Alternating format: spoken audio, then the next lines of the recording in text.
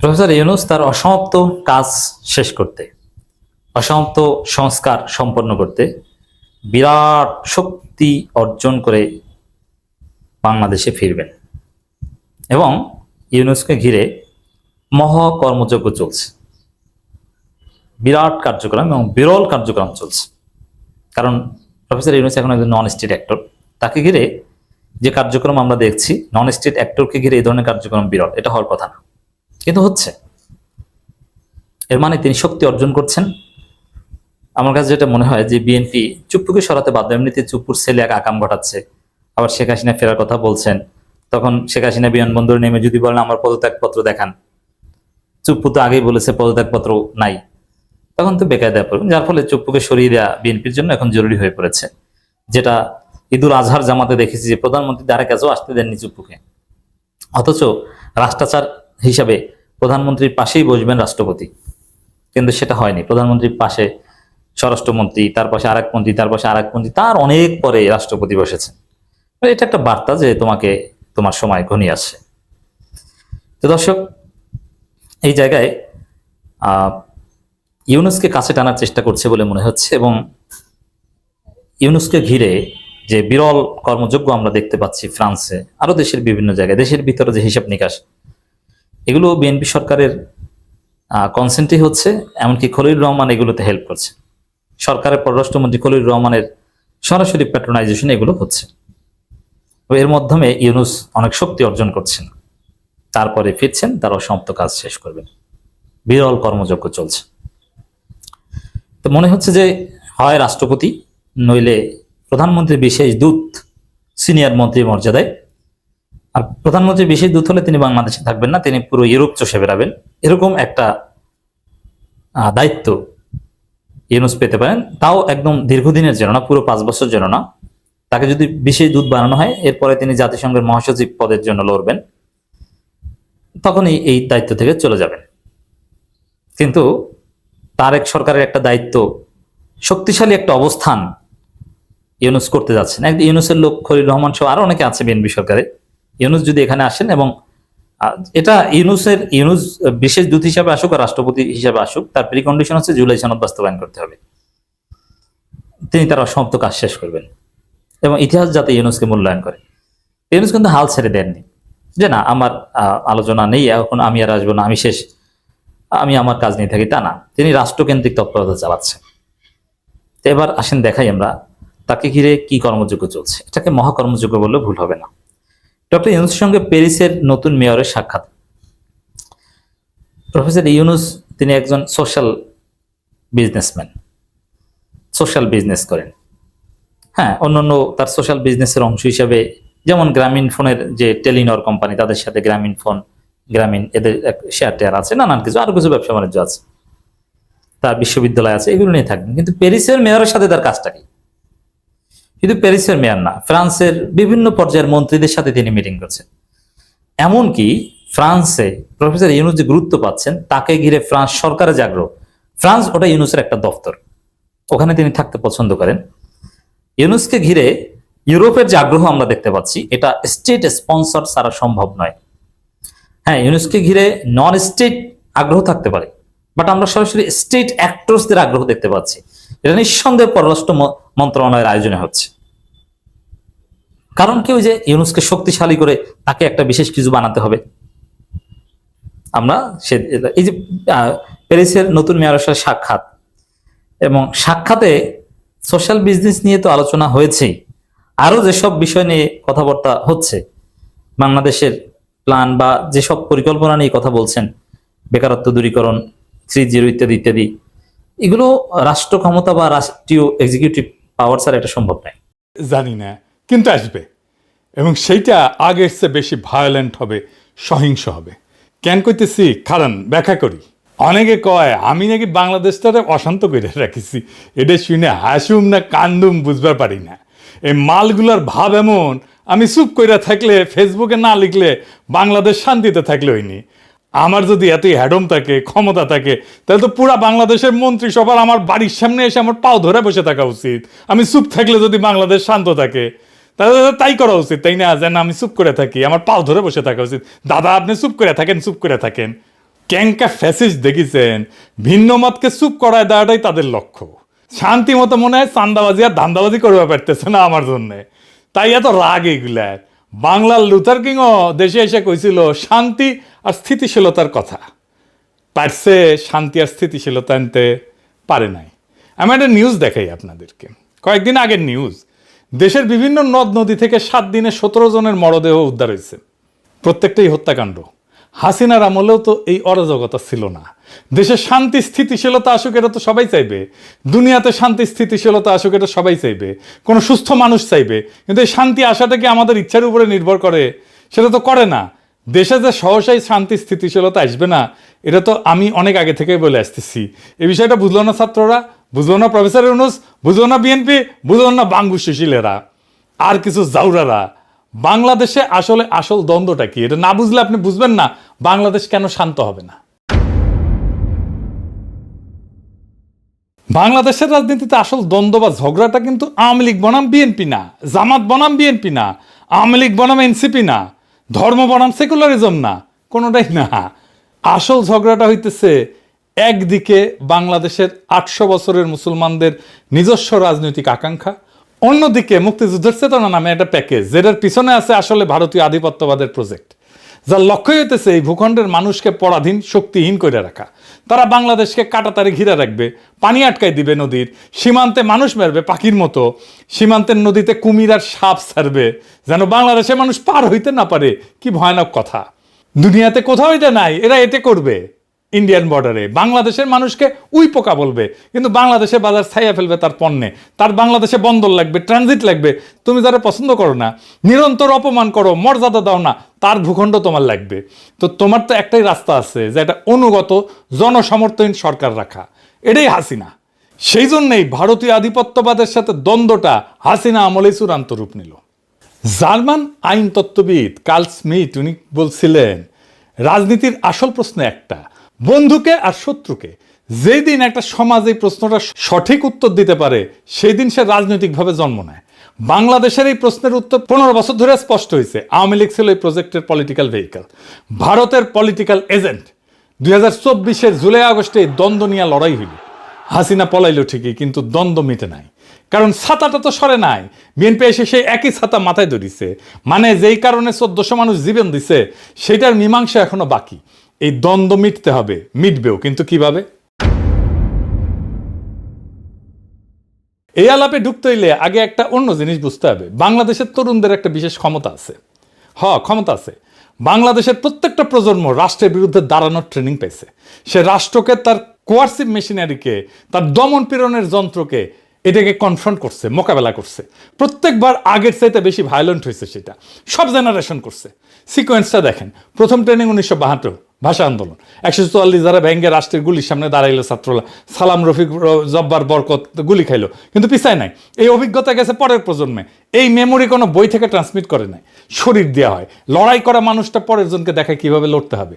ফরাসি আলজেরিয়ান চিন্তাবিদ ফানো নাম আসল উচ্চারণটা, উনি বলছিলেন, পরাধীন জাতিগোষ্ঠী লড়াইয়ের ভিতর দিয়ে নিজেকে চিনতে শেখে। প্রত্যেকটা মৃত্যু পরের প্রজন্মের পাঠ্য বই হয়ে ওঠে। আমেরিকান সমাজবিজ্ঞানী চার্লস টিলি উনি বলছিলেন একটু অন্যভাবে একই কথা। উনি বলছিলেন যে আন্দোলনের একটা রেপার্তোয়া থাকে, রেপার্তোয়া তৈরি হয়। রেপার্তোয়া কি মানে? লড়াইয়ের কৌশলগুলা এক শরীর থেকে আর এক শরীরে বয়া যায়, ট্রান্সমিট হয় প্রজন্ম থেকে প্রজন্মে। এরপরে আসলো 1969, যাদের বাবা চাচা 52 সেই ছেলেগুলোকে দেখছে, তারা দেখছে কিভাবে গুলির সামনে দাঁড়াইতে হয়, কিভাবে লাশ নিয়ে মিছিল করতে হয়, কিভাবে না পিছাইতে হয়। সেই বাবা চাচাদের ছেলেরা এবার রাস্তায়। আসাদ, মতিউর, 52 ট্রেনিং 69-এ অ্যাক্টিভেটেড হইল। এইবার শুধু পুলিশ না, আজ তো আর্মি নামছে, প্যারামিলিটারি নামছে, আগের চাইতে ভায়োলেন্ট। উড়াই দিল তারা আইয়ুব খানকে। এরপরে 71, 69-এ ট্রেন্ড তরুণেরা এইবার অস্ত্র হাতে। যারা 69-এ পুলিশকে কনফ্রন্ট করছে, প্যারামিলিটারিকে কনফ্রন্ট করছে, তারাই 71-এ পাকিস্তানি আর্মিকে কনফ্রন্ট করতেছে। 9 মাসের ফুল স্কেল যুদ্ধ, আগের চাইতে অনেক বেশি ভায়োলেন্ট। প্যাটার্নটা দেখেন, প্রত্যেকটা প্রজন্ম আগের ট্রেনিং রিসিভ করছে, প্রত্যেকবার এসকালেট করতেছে কনফ্রন্টেশন। 71-এ রণাঙ্গনে সক্রিয়ভাবে লড়ছে প্রায় 1050, অনেকে বলে 30,000। যাই হোক, এই সংখ্যক তরুণ, তাদের আকাঙ্ক্ষা কি ছিল? একটা নতুন সমাজ, মুক্ত সমাজ। কি পাইল? বাকশাল। জার্মান চিন্তাবিদ হ্যানা আরেন্ট উনি বলছিলেন যে প্রত্যেকটা বিপ্লবে একটা মুহূর্ত থাকে যখন মানুষ সত্যিকারের স্বাধীনতার স্বাদ পায়। কিন্তু সেই স্বাদটা প্রায় হারায় যায়। আর সেই হারানো জিনিসটা পরের প্রজন্ম খুঁজতে থাকে। আরেন্ট এই হারানো জিনিসটাকে বলতেছিলেন বিপ্লবের লস্ট ট্রেজার, মানে হারানো ধন। 71 সেই প্রজন্মের তরুণের কাছে সেই রকম একটা হারানো ধন। সে যখনই আইডেন্টিফাই করছে যে কে তার হারানো ধন কাইরে নিছে, তারে খাইয়া দিছে সেই তরুণ। ওদের আকাঙ্ক্ষা মেটে নাই, কিন্তু তাদের হাতে তো ট্রেনিংটা ছিল, তারা চুপ থাকে নাই। জাসদ কেন হইল, 15ই আগস্ট 75 কেন হইল, 7ই নভেম্বর কেন হইল, জেল হত্যা, জিয়া হত্যা, প্রত্যেকটা ঘটনায় কারা ছিল? রণাঙ্গনের মুক্তিযোদ্ধা, যাদের লড়াইয়ের ট্রেনিং সবচেয়ে সাত। তারাই আবার লড়াই শুরু করছে একজন আর একজনের বিরুদ্ধে, কারণ তাদের আকাঙ্ক্ষা মেটে নাই। জার্মান চিন্তাবিদ ভাল্টার বেনিয়ামিন উনি বলছিলেন, প্রত্যেকটা প্রজন্ম পূর্ববর্তী প্রজন্মের অসমাপ্ত দাবি বহন করে। সেই দাবি যতদিন না মটে ততদিন সে বারবার ফিরে ফিরে আসে। এটা মনে রেখেন, আমরা পরে আবার এখানে আসবো। এরপরে আসলো 90, আমাদের জেনারেশন রাজপথে লড়াই করলো, সে হিরোইক লড়াই।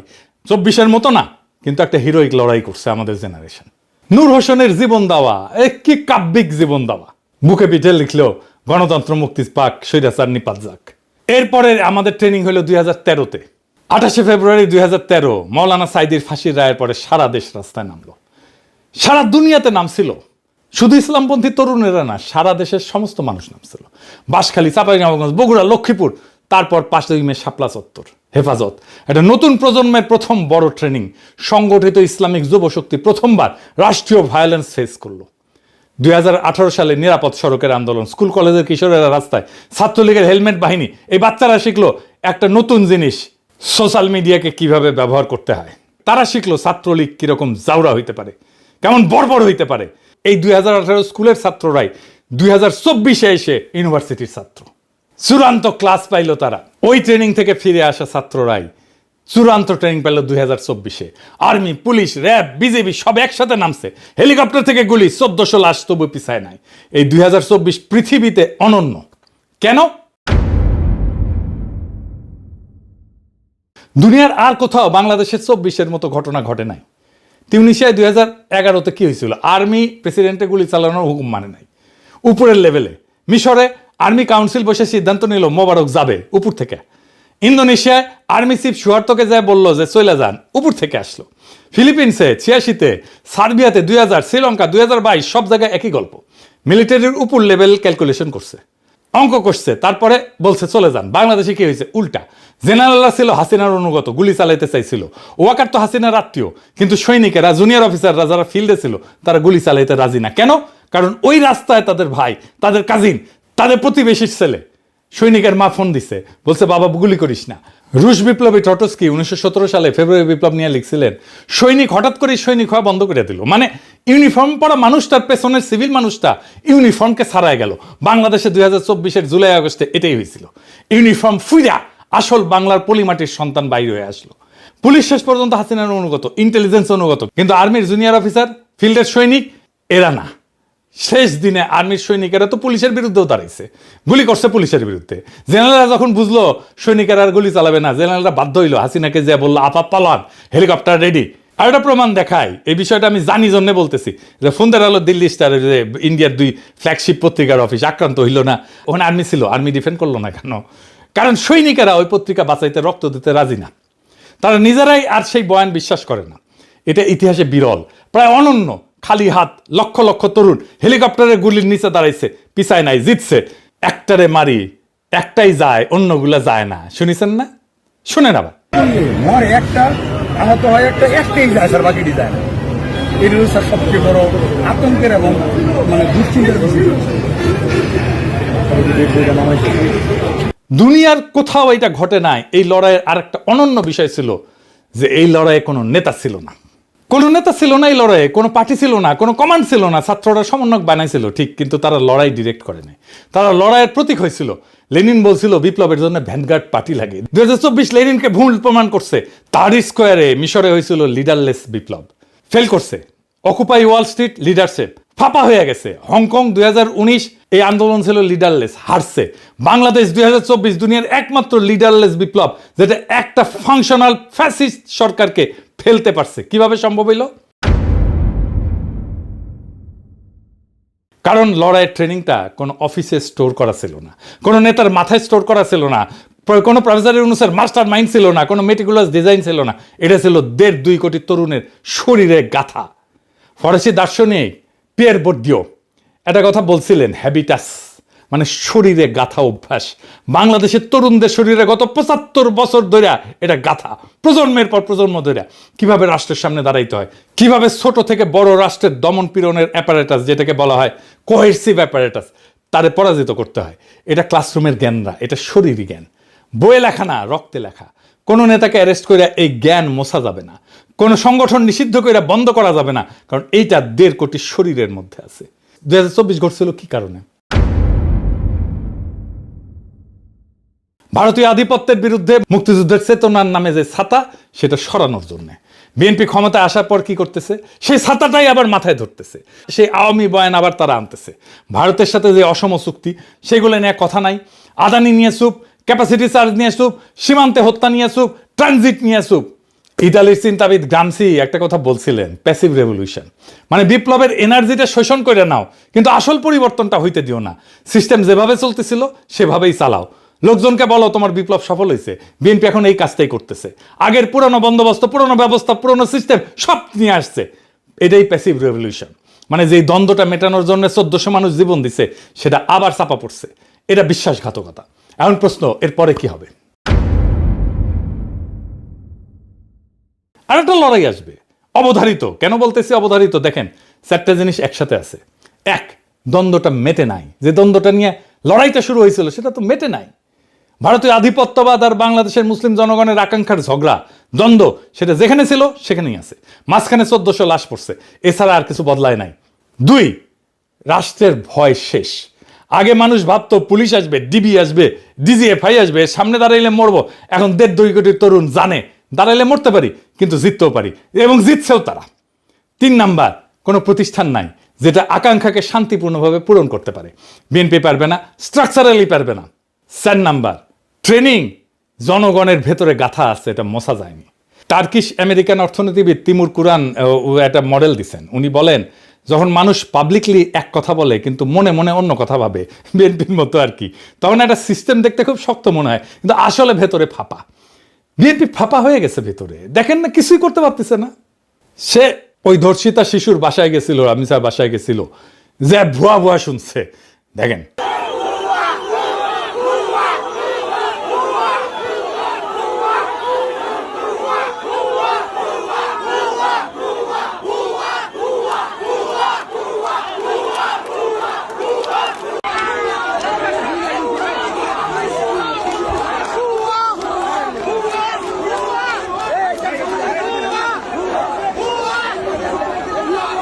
এতগুলো মন্ত্রী, এতগুলো জাদ্রেল মন্ত্রী, আইনমন্ত্রী, স্বরাষ্ট্রমন্ত্রী, ক্রীড়ামন্ত্রী ভুয়া শুনতেছে।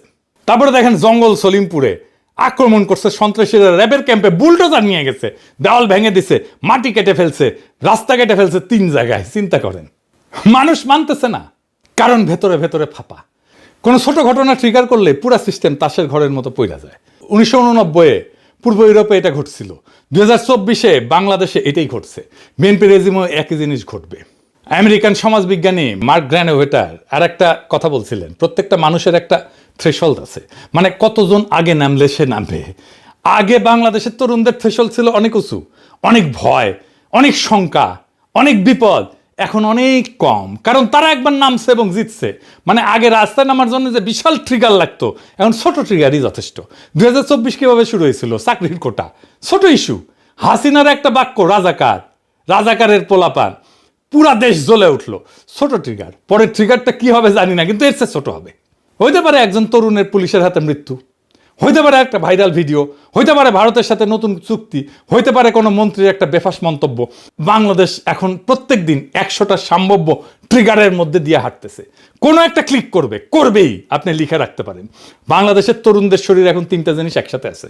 প্রথম জিনিস, ৭৫ বছরের ট্রেনিং আছে, ৫২ থেকে ২০২৪, শরীর থেকে শরীরে যেটা ট্রান্সমিটেড হয়েছে, এই কোড মোছা যাবে না। দ্বিতীয় জিনিস, জয়ের স্মৃতি। তারা জানে ফ্যাসিস্টকে নামানো যায়, তারা জানে বর্বর শাসককে নামানো যায়, এই কারণে একবার নামাইছে খালি হাতে। তৃতীয় জিনিস, অসমাপ্ত একটা দাবি, ১৪০০ শহীদের দাবি, যেই দাবিটা বিএনপি চাপা দিতে চাইতেছে। নতুন সংবিধানের দাবি, জুলাই সনদের দাবি যেটা বিএনপি চাপা দিতে চাইতেছে, প্রতারণা করতেছে, এই তিনটা একসাথে থাকলে সেই সমাজের শান্তি থাকে না। বেনিয়ামিন বলছিলেন অসমাপ্ত প্রত্যেকটা প্রজন্মের দাবি পরের প্রজন্মের ঘাড়ে চাপে, ঘাড় ফাঁকা হয় না যতদিন না দাবিটা মেটে। বিএনপি যে ছাতাটা ধরছে সেইটা আজকে ধরতে পারতেছে, কাল পারবে না, পরশু পারবে না, কারণ ছাতার নিচের মাটি বদলাই গেছে, মানুষ বদলাই গেছে, ভয় বদলাই গেছে, মানুষের বিপদের ধারণা বদলাই গেছে। 2024-এর পরে বাংলাদেশ যে বদলাই গেছে, এটা কোনো একক মানুষের পক্ষে, কোনো একক দলের পক্ষে, এমনকি সব রাজনৈতিক দল এক হইলেও বাংলাদেশকে সামাল দেওয়া যাবে না। সেই জন্য জাতীয় সরকার চাইছিলাম আমরা, সব রাজনৈতিক দল শুধু না, সিভিল সোসাইটি থেকে প্রফেসর ইউনূসের মতো লোক নিয়ে একটা ব্যাপক ঐক্য করে ভেরি পপুলার সরকার হইলে সামাল দিতে পারতো। তাদের কাজ হবে 5টা জিনিস ডেলিভার করা: নতুন সংবিধান, ভারতের আধিপত্যের অবসান, ইতিহাসের লিগেসি ঠিক করা, লুটপাট আর দুর্নীতির বিচার, হাসিনার বিচার, অর্থনীতির পুনর্গঠন। বিএনপি ফেল করবে আর পরের ট্রিগারের অপেক্ষা করবে। সেই ট্রিগার আসবে, ছোট হবে, যেমন ছোট ছিল কোটা সংস্কার আন্দোলনের ট্রিগার। আজকালকার তরুণেরা কাউরে মানে না, শুধু নিজেকে মানে। সেই জন্যই এইটা বড় বিপদ। এবং সেই দিন যেদিন এই সংঘাত আবার শুরু হবে, আবার বিস্ফোরণ হবে, আবার বারুদ জ্বলা উঠবে, সেদিন বিএনপি যে অবস্থায় থাকবে হাসিনা 5ই আগস্ট সে অবস্থায় ছিল।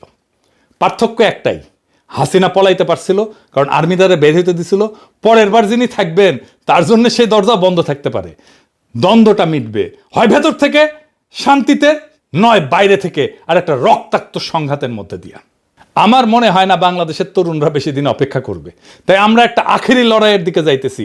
সেই লড়াই সম্ভবত খুব দূরে না, খুব কাছে, এবং জনতা প্রস্তুতি নিতেছে, তার বিভিন্ন চিহ্ন চারিদিকে প্রকাশিত হইতেছে। খেয়াল রাখেন,